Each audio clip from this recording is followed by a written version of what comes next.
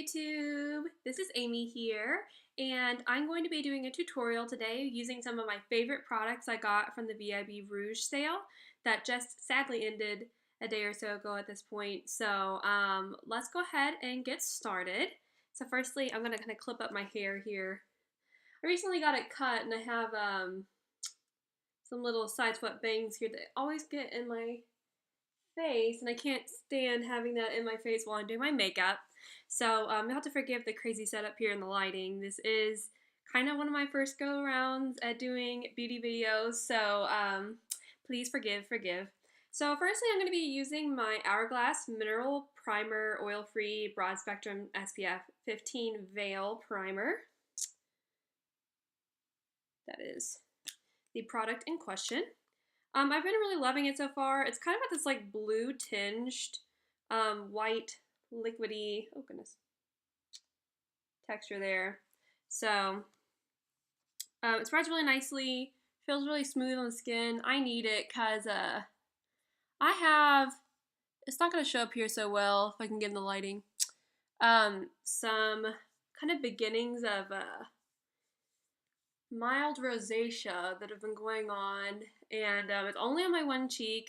There's a texture difference, and it's really red, easily irritated, flushes easily.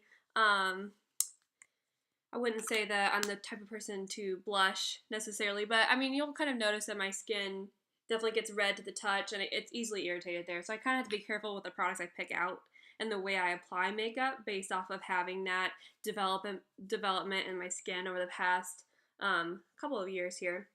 So that being said, just kind of work that in a little bit more. Kind of just check to make sure my dry patch there is good to go based off the foundation I'm going to be using, which is my new Makeup Forever HD. I've heard about this on YouTube for a bagillion years, it seems like now, but it is my first time picking it up.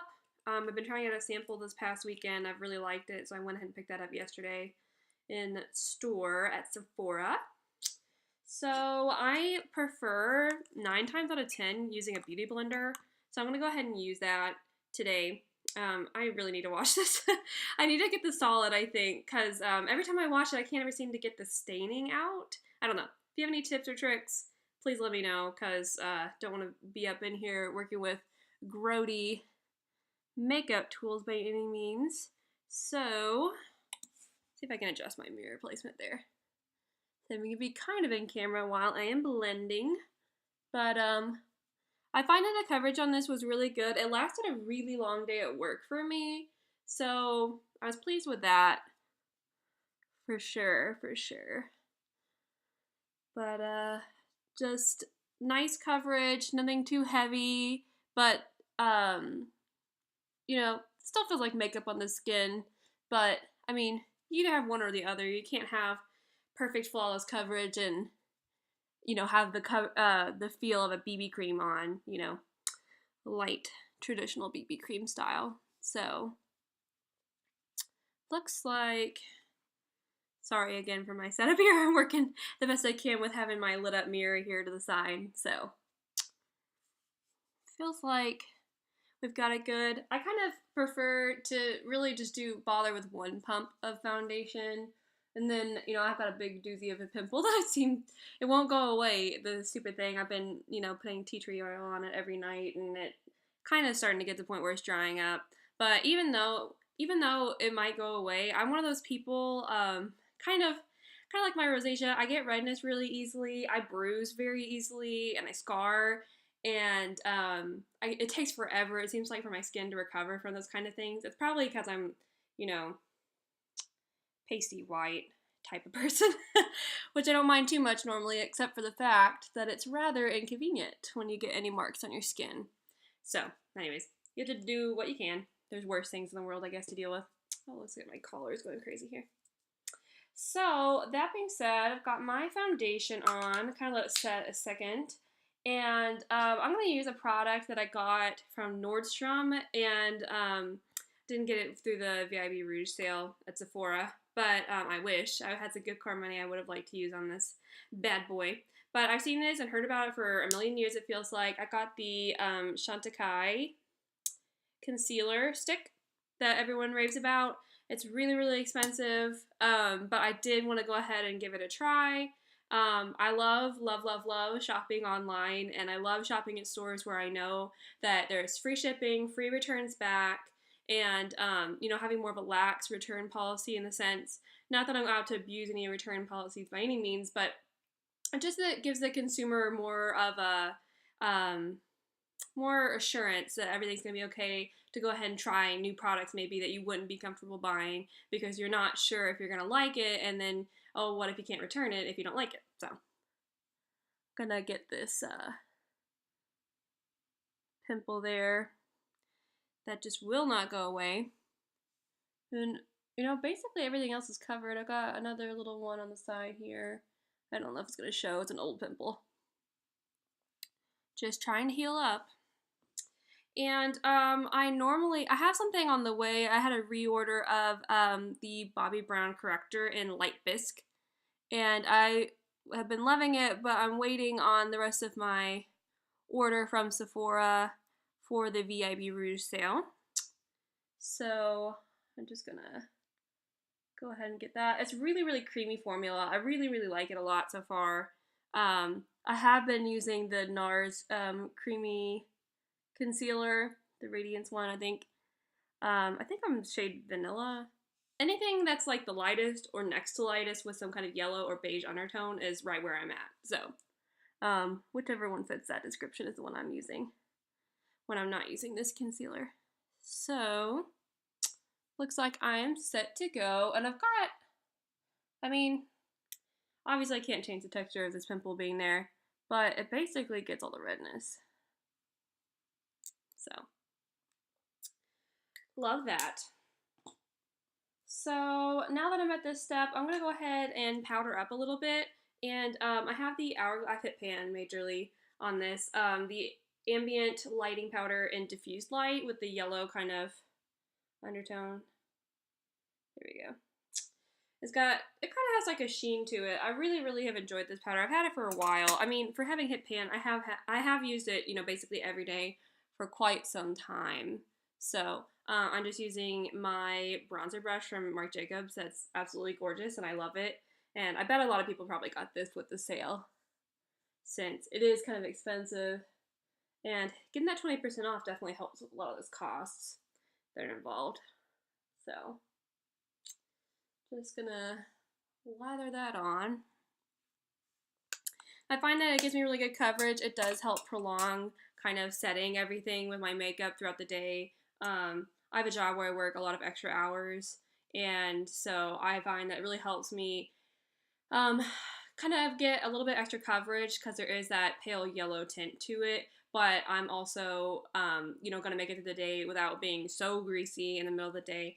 For having this dry patch rosacea kind of business going on with my lovingly termed blob, I call it my blob. For all of that, I am fairly oily skinned overall, although I will have periodic dry patches when it's in the winter. So I am kind of in that really tough place of having combination skin, but having like serious redness issues at certain points. So it's just wonderful. I just have to try out a lot of new products and see how everything works. So just a lot of trial and error, honestly, the past couple years have been for me. So now I'm going to play with another product that I have that's newer in my collection. The Kevyn Aucoin Sculpting Powder in Medium. I know it's not going to pick it up that well because I don't have the best lighting going on here. But there are extensive reviews online and other people's videos. And I've been liking it so far. It's a little bit... I've typically been kind of contouring just a bit just to get some cheekbone action going on with like either the Chanel Bronze Universal or the Body Shop Honey Bronzer that Estee from Essie Button talks about a lot because it works really well for us fair-skinned girls. So I'm getting used to this whole concept of having more of a, not having that warm tone brown to work with, and more of a gray cast in it. I mean, it doesn't come across that way, but if you like pile this product on, it's definitely going to look kind of dirty on the face. So I am just getting used to this whole concept of contouring. I'm not an expert by any means, but So I'm just going to apply that underneath my cheekbones and try and get some blending going on there. There we go. So you can kind of see that registers on camera there a little bit. I feel like if I kind of get to where I'm blending down a little bit, it like really does not work for my face shape. So I have to be really careful that I get in the right place, but I don't want to blend it up too much either because that's where my blush is going to go when I get done in a second. So I'm still playing around with this product. I'm not there by any means yet, but I'm just using a Sigma F40 large angle contour brush. I got it in one of their like synthetic collections a couple of years ago, and the products have done me well. The brushes have. So I'm also going to take this down here since I have some major issues with my profile. I like to kind of have some contour going there just so there is some definition.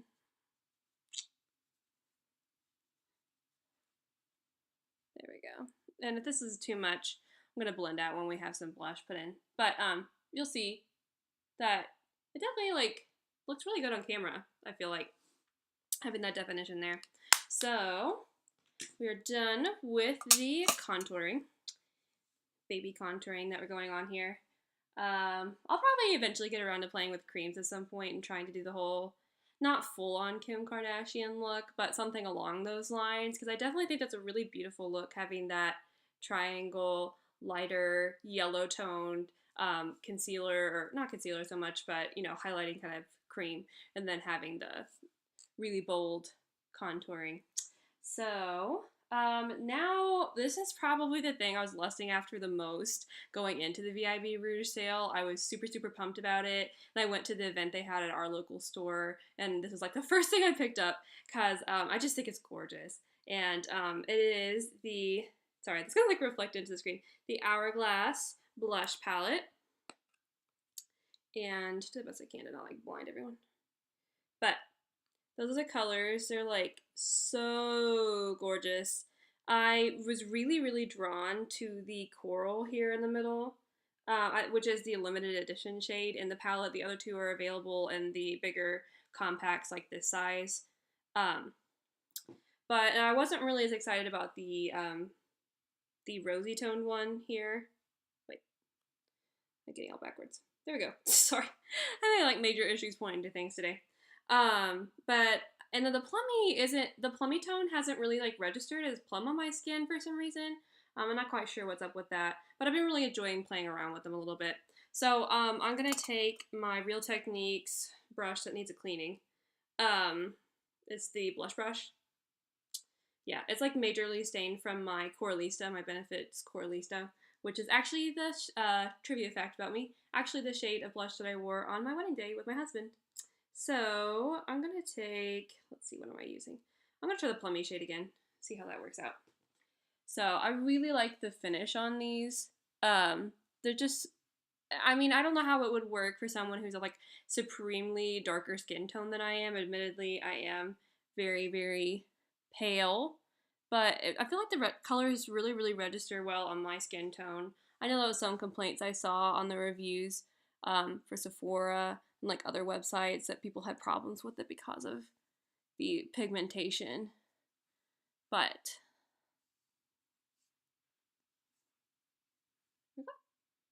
so I think it has like a nice flush, kind of has that same effect, like that soft focus kind of look that the Ambient powders do, especially this one in Diffused Light. So yeah, I don't like going too overboard with blush, especially since I already have those redness issues coming through before I ever put on my foundation layer. So I'm gonna close that up. And I forgot to do this earlier. I have a little trial size thingy of the Makeup Forever HD powder. I'm gonna go ahead and actually go with the foundation that I got. I'm gonna go ahead and use the setting brush, I think it's called. Yeah, from Real Techniques. And do that for my under eye area. Otherwise, it gets all kinds of crazy, and my mascara runs down to my under eye area, and it's just not pretty after a while.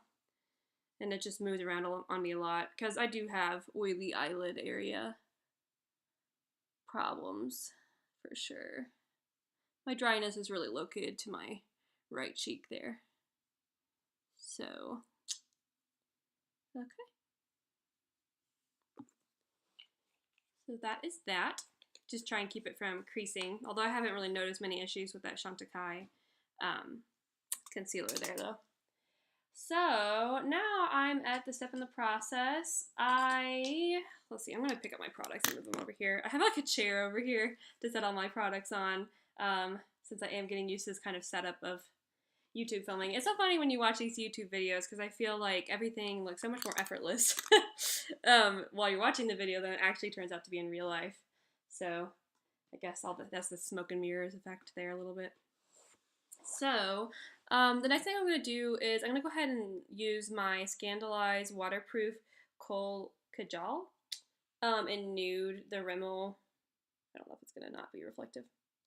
But yeah, Rimmel end in there.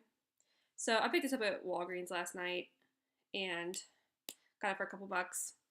And I had been looking for a nude eyeliner to use on my waterline, on my under eye, or on the bottom part of my eye. There we go. My bottom lash line there. To kind of open up my eyes a little bit. I don't like the look of like straight up white liner for the bottom lash line. But I do have small eyes. I have partially hooded eyes. So that's another thing I kind of find hard to deal with. Had to kind of come up with tips and tricks and things to try and open up that under eye area. So I feel like this does a really good job. I mean, it'd be easy to look kind of clown-like after a while with it. So you don't want to go too crazy, I don't think, by any means. It's not really natural. But, so I'm going to go ahead and do my eyebrows now. So, two products I have are from the Anastasia line. The clear brow gel I've sweared by for the past couple years. Really, really works for my brows. I mean, I have fairly long eyebrow hairs, and I don't like to pluck a lot. I just like to get the stuff that's outside of the natural kind of a shape I have. And I feel like when I don't set my eyebrow hairs, I'm not exactly thrilled with the look, but when I use my clear brow gel, I just kind of do upward strokes a lot of times, and I can get away without putting any kind of powder or pencil into my eyebrows. However, I did pick up the Brow Wiz in medium brown from Anastasia during this sale, and I was really wanting to try out penciling my eyebrows. I've kind of played around every time I've gone into Sephora the past couple months, and I decided just go ahead and spring for it while the sale was on. And I just kind of brush through my eyebrows a little bit just to get them in somewhat of a shape. So what I like to do, I mean, I have pretty dark eyebrows to begin with. I get those from my dad. Not like my sister at all. She's a lot more like my dad. They have like really long eyebrow hairs that are really dark.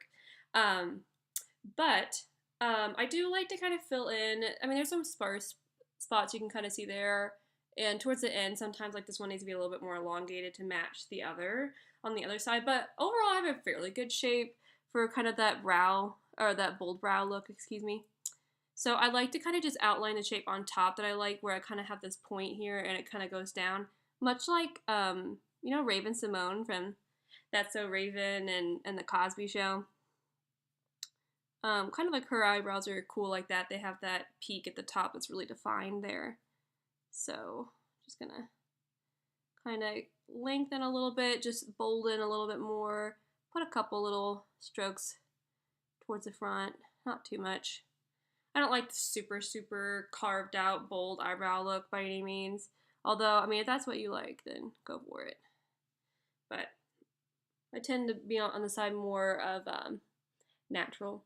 So, it doesn't look perfect right now. I know. I'm going to come back in with that brow gel and kind of distribute the powder, not the powder, the pencil a little bit more throughout my brows. Get my shape I'm wanting solidified. So I'm just gonna pencil a little bit more. Okay.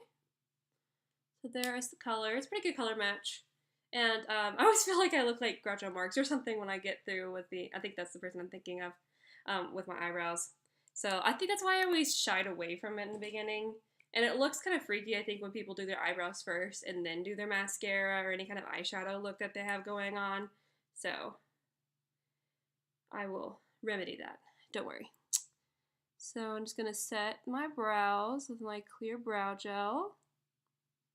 Kind of lengthen on the end and stroke up towards the beginning. Yeah, I think it looks pretty good. Pretty good for my first time doing makeup on camera. It is harder than it looks for those who haven't experienced that yet. Or maybe it's not. Maybe it's just me. Could be. So I do like the whole bold brow look that is all the rage the past couple of years here, it seems like, especially on runway shows. So there you go. I kind of just like to have a couple that stand straight up. For me, it's a good height. And then the other one's kind of going more diagonally with the brow itself. So, okay. So now that I have my caterpillars on my face, I am going to use one of my other new products I got from the Sephora sale, which is the NARS eyeshadow primer base that's really popular, the Pro Prime Smudge Proof eyeshadow base. I'm not admittedly a big person on eyeshadow. I mean, I go through phases where I really like playing with eyeshadow a lot, and then other times, honestly, all I can be bothered with is the basics makeup for work on the daily. So I am trying to make more of a resolution to play with my eyeshadow and eyeliner. I used to always have eyeliner, and lately I've kind of gotten into the rut of not really applying it. Although I do like that look, because I feel like Viviana does makeup. Viviana from that website and YouTube channel. I feel like she looks so beautiful when she has just the lashes on in those kind of like long, not so voluminous as much as just like lengthened, straight up eyelashes. And I think that it just looks really nice for a natural everyday thing. I mean, obviously, if you're going to be like taking pictures, or you like to have a heavier look overall, or you're going to have a really bold eyeshadow, you probably want to have that matched with your eyeshadow, with your eyelashes and eyeliner. So that being said, I went ahead and put my primer on. I'm going to go ahead and, let's see, forgot to grab all my brushes. Just put this over here for now. I did not grab my eyeshadow brushes. So, let's see. Where are you? So I'm just going to take my shadow brush from the original Naked 1 palette, and I'm going to use my Naked 3 palette today. I got it for Christmas last year from Mis Parentes. And, let's see. I like playing with this, let me get it out here. The second color, the dust color there. There I am. Say hi. Hi.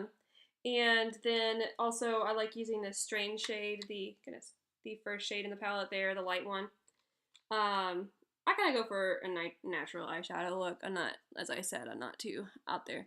Although I really do want to start playing around with more of kind of a smoky eye look and figuring out how that works for my eyelids, with them being kind of hooded. See what works. Been trying to watch some videos on YouTube about it to kind of see what works. Although I could just kind of play around myself a little bit with that and probably figure it out at a certain point. So I'm going to take my Strange shade now that I kind of used my dust shade all over the lid. I'm going to use that to kind of go under my eyebrow and highlight it a little bit.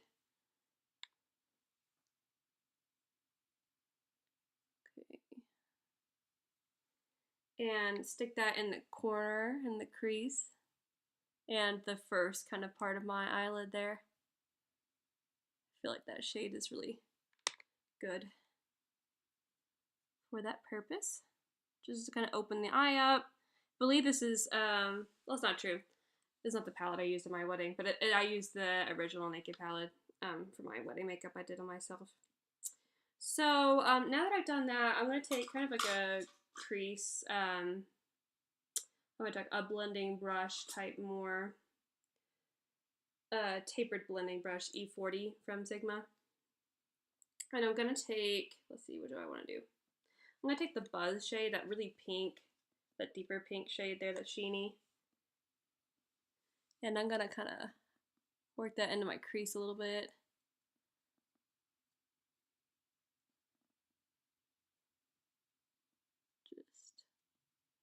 Blending and blending. Okay. Go with the other eye.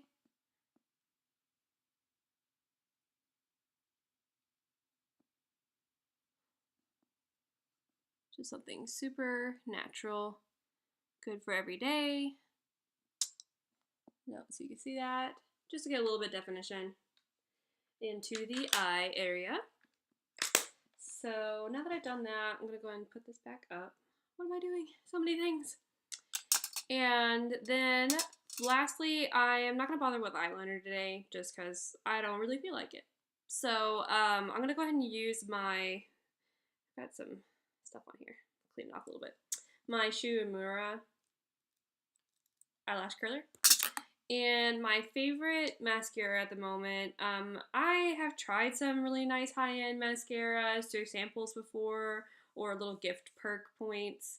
And, you know, I feel like there's probably the only the only eyeliner, oh my gosh, the only mascara I can think of at Sephora that, that I've tried before that I liked equally to a drugstore brand would have to be the Dior Show mascara. I feel like that was really nice and voluminizing. But I like this voluminous Miss Manga. Yes, I said Miss Manga. My sister would kill me. She's a big manga fan, so she would kill me if I said manga on YouTube. So I'm just going to go ahead and do my curling. And I know some people like to kind of heat up their curlers before they actually do the curling process. I can't really be bothered to do too many extra steps on the daily. Now, if I was had a special occasion, maybe I could have played around with it more. So, just gonna kind of work that in to the lash line there. Oops, I got a little bit on my eye there. That always happens to me. Every time I do my mascara, I feel like I ended up getting some of it on the eye and the back there. So I tend to just cover it up with powder, get a quick dab of some kind of eye makeup remover to get it off. So just gonna get a good solid coat. Okay. So that does a lot for me, having mascara, because I definitely need that on my eyes. That's probably one of the essentials I have to have on every day. And then I'm gonna go ahead and do the other eye, curl it, and then do the mascara. But I really like using this mascara. I picked up a formulation of it last night, the waterproof. So I'm gonna try that out, see how I like it. Whew.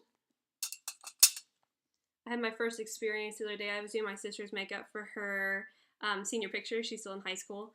And I was having to do the eyelash curler on her because she wasn't comfortable doing it herself. And we really needed to do that as part of the process for her makeup for the pictures. And it was the weirdest experience because I don't think I've ever done an eyelash curler on another person before. And you get so used to doing it on yourself, it's so different, like turning it around and doing it on someone else there. So.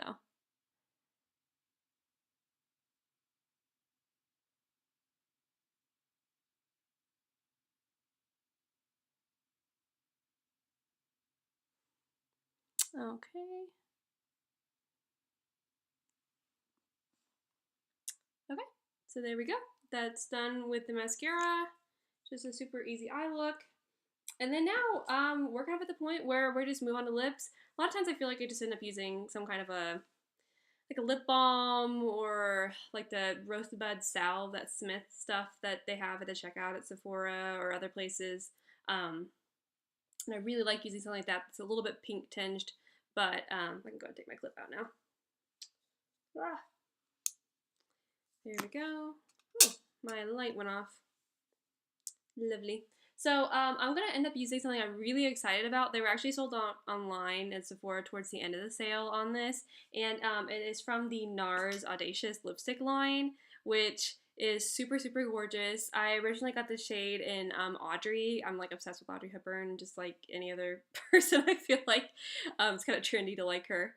But I just love her movies. I love the, kind of doe-eyed effect that she really portrays. And anyway, so I love that lipstick. I went back for a couple more.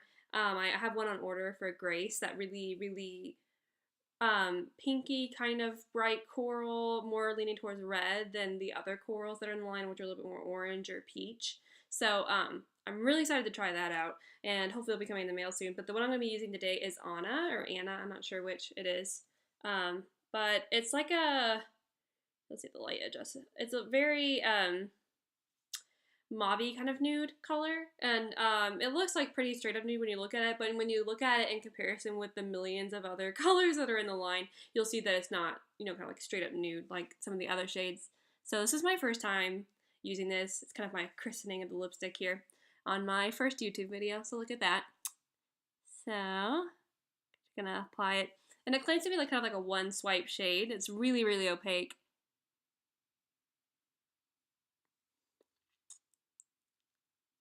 There we go.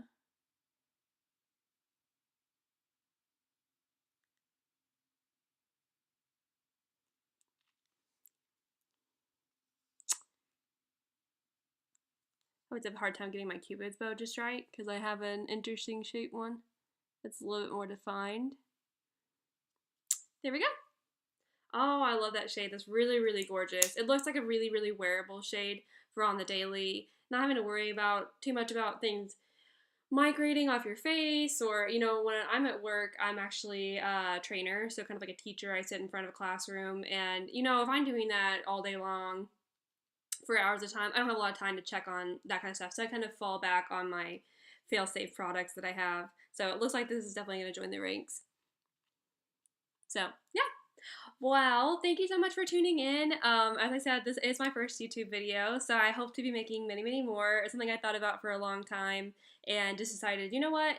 I know how overplayed it is, but YOLO. I want to try and play around with it and see how I like it, and develop a new creative talent, hopefully, over time, and learn and grow and go through that whole experience. So thank you so much for watching, and I'll see you next time, okay?